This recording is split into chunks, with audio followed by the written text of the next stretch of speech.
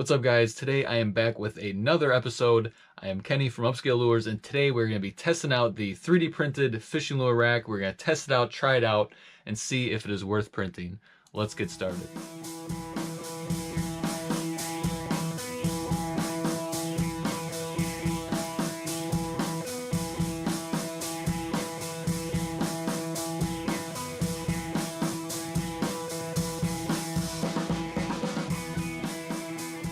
Something a little bit better than thumbtacks, is which I'm currently using. Is that, as you guys can see, I have snapped a couple of these off. I did have some big old musky baits on there, so I think they're a little bit too heavy, but I think these are going to work pretty well. As you guys can see, I put these other ones down, that it has a ton of spots to put fishing lures on, so I think you're going to be able to fit more lures in a more compact area. So like if I were to line this whole shelf with these, you could fit probably damn near 100 lures on there. On the designer's page on Thingiverse, he does recommend printing these out at 35% infill. I wanted something a little bit more sturdy, so if I do end up putting some heavier baits on here, maybe some musky lures, that it will hold up. So I ended up going with 80 infill on these, and definitely can tell these are pretty sturdy already, even before I got the support off.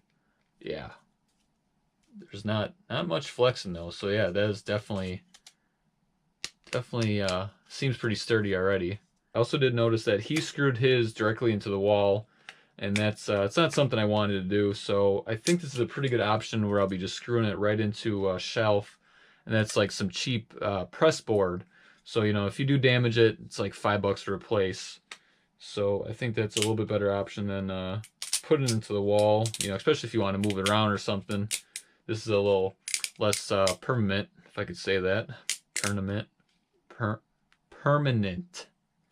got it. All right. I think screws are going to be the better option with this. I don't think nails are going to secure it as well. So I got some smaller screws that I'll use. Initially, I was thinking that I would attach it to the shelf like this, and then I look back at his page on Thingiverse, and he has it posted the other way. So I suppose it will work both ways. So we'll test both ways out and see if there's really much of a difference. So these are the screws that I will be using, and I did notice they are a little too big for the holes that are in here, so I will pre-drill these holes. I don't want to risk cracking this and having to reprint it.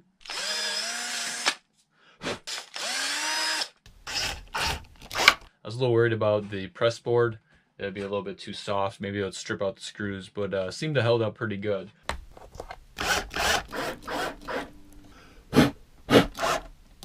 So they went up pretty well. Really no issues. Just had to drill out the initial holes to make them a little bit bigger, so I didn't split any of these, and that worked perfect. Let's try these things out. So we'll get a couple crankbaits on there, some more lipless. The holes are so close together that if I did put them together, they probably, oh, would they tangle or not? Let's see here. I'll try it how it is designed. So I guess that kind of works, because they kind of sit side by side, so they kind of keep the hooks away from each other. I don't know if you guys noticed, these are all from my past 3D printed fishing review videos. So these right here are not my design. These are all other people's designs that you can check out on my YouTube channel. I have reviews for all these, down to the whopper plopper, to the lipped crankbait, and then all these other lipless crankbaits. Those are my designs, not my design. Top water. That's a complete full fishing lure rack. Let's see how many it fit. 1, 2, 3, 4, 5, 6, 7, 8, 9, 10, 11, 12, 13, 14 lures on that thing. And that is pretty good. And from the looks of it so far, like, it's not tangling. And that was kind of like my biggest concern. Like, you have so many lures that close together, it's bound to happen. But it looks pretty good. It looks pretty good. So let's say if I need that white lipless crankbait, just like that, came right out. So that is pretty cool. I was not expecting that it would be that easy.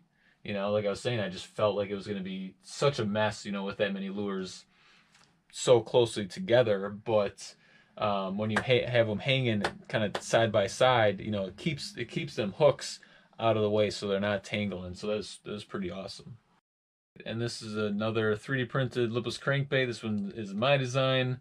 This is one of the earlier versions where I did have the eye spots for them, so you can put the eyes in them. And then these are 3D printed hook guards. I also 3D printed these, not my design, but I did review these. So if you guys are interested in checking these out, they're in on my YouTube channel. They're in the Fishing Lure Series playlist where you can check them all out. Got another one of the 3D printed Whopper Ploppers, not by design. You guys can also check that one out. One of my ice crank designs. Another 3D printed one I tested out. Really like this one. Had some good action on this. Oh my goodness. You guys see that wobble?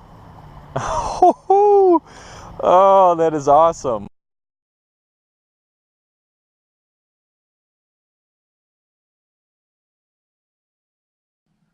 One more.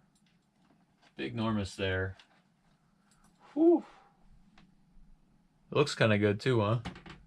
All nicely organized. Alright, so I want this. Let's see here. I want this one right here behind the Upscale bucktail. Let's grab this one.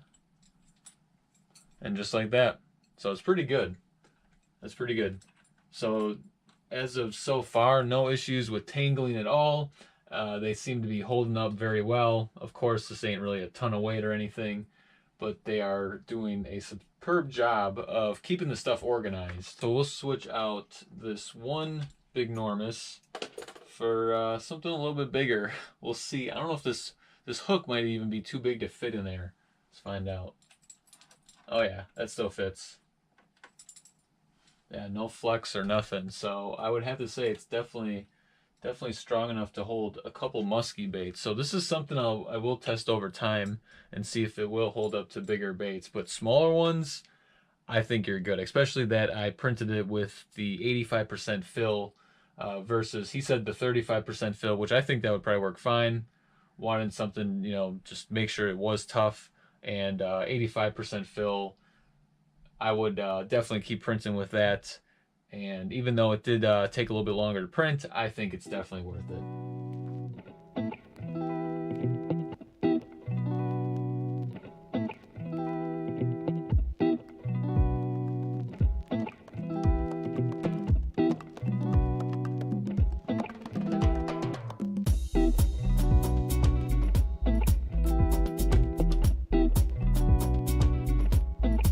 So the question comes down to, is it worth printing? I'm gonna have to say, hell yeah, it's worth printing. I think this is a awesome print.